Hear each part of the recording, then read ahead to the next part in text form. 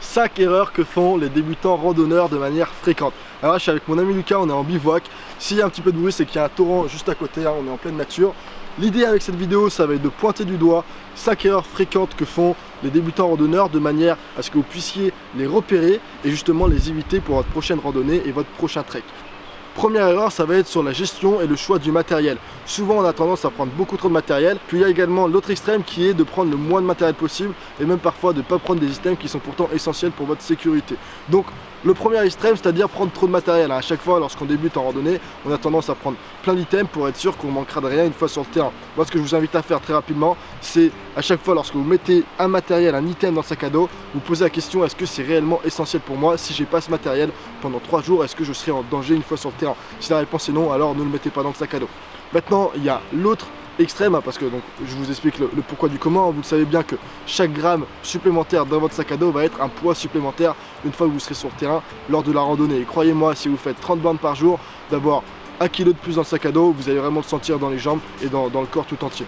Maintenant, il y a l'autre extrême auquel il faut éviter de se tendre, c'est-à-dire de prendre le moins d'items possible. Alors ceux qui font de la marche ultra légère, qui sont expérimentés et qui ont fait un choix dans leur gestion de matériel réfléchi, ils ont de l'expérience, ils ont fait beaucoup de randonnées précédemment. Mais si vous êtes débutant et que vous n'avez pas énormément d'expérience, alors n'allez pas directement dans la marche ultra légère, parce que le risque, si vous évitez de prendre des items qui sont pourtant essentiels pour votre sécurité une fois sur le terrain, c'est que vous allez passer une randonnée qui ne sera pas agréable, vous allez être angoissé, vous allez être stressé, vous allez avoir froid. Le soir, lorsque vous allez poser le bivouac, si vous avez froid et que vous ne dormez pas correctement, vous allez avoir une carence de sommeil, et puis le lendemain, lorsqu'il faudra repartir, vous ne serez pas au top de votre forme. Donc voilà, si vous êtes débutant, n'allez pas dans les deux extrêmes.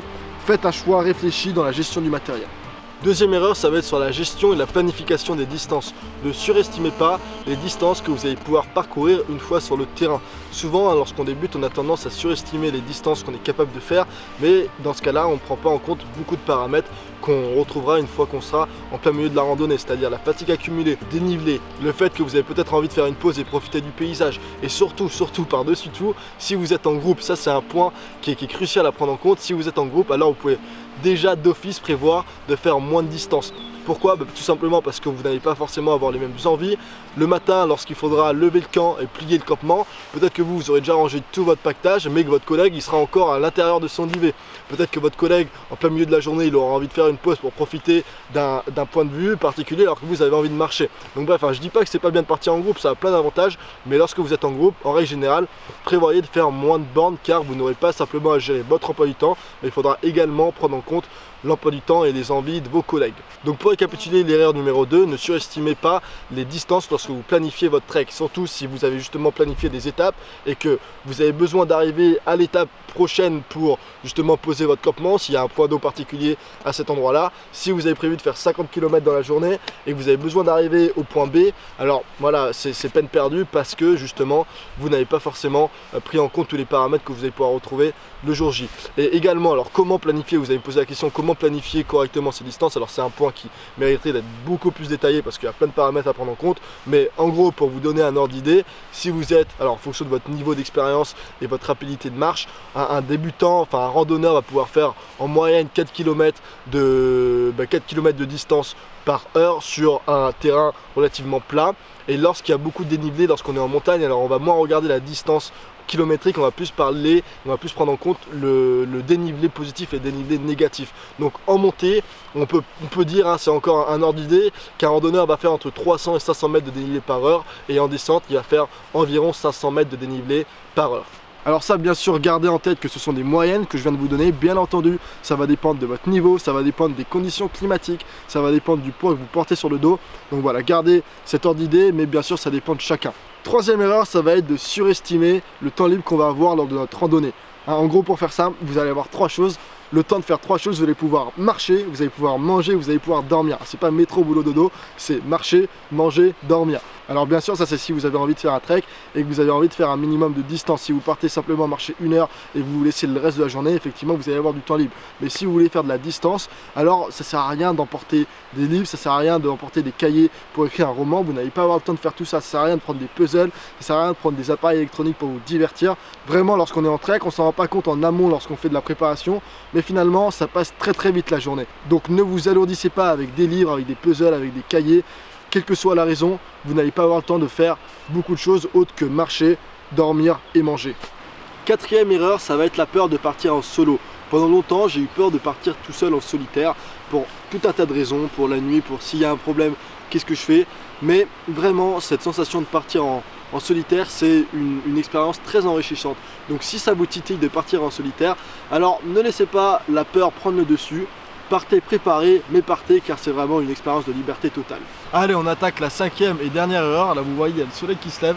On est le lendemain de bivouac, donc c'est super chouette. Donc cinquième erreur, ça va être justement de ne pas se préparer suffisamment avant de partir lors de votre trek ou de votre randonnée.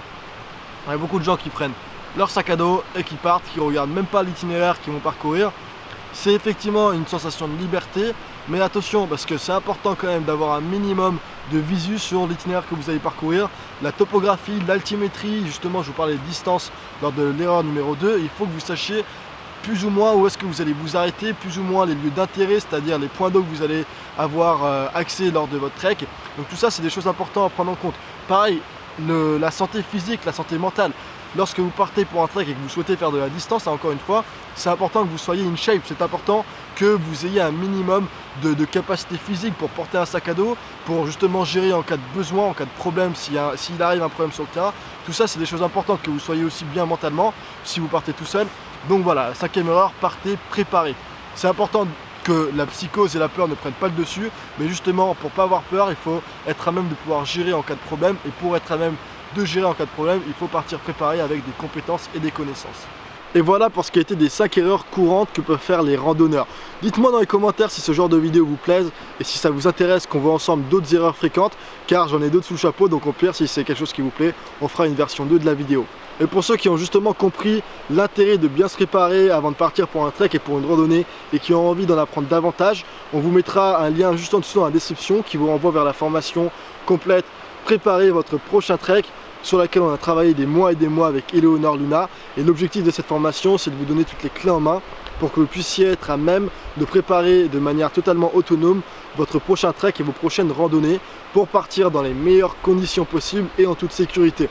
C'est-à-dire qu'on va voir ensemble comment planifier les différentes étapes, la gestion des distances, comment vous orienter sur le terrain avec une carte et une boussole, comment gérer tout ce qui va être nourriture, tout ce qui va être eau, tout ce qui va être gestion de problèmes sur le terrain, donc les premiers secours. Bref, j'en arrête là, c'est pas l'objet de cette vidéo, mais tout ce que je viens de vous dire, c'est 1/10 de tout ce qu'on voit ensemble à l'intérieur de cette formation. Donc si ça vous intéresse, le lien est dans la description et vous pourrez en apprendre davantage.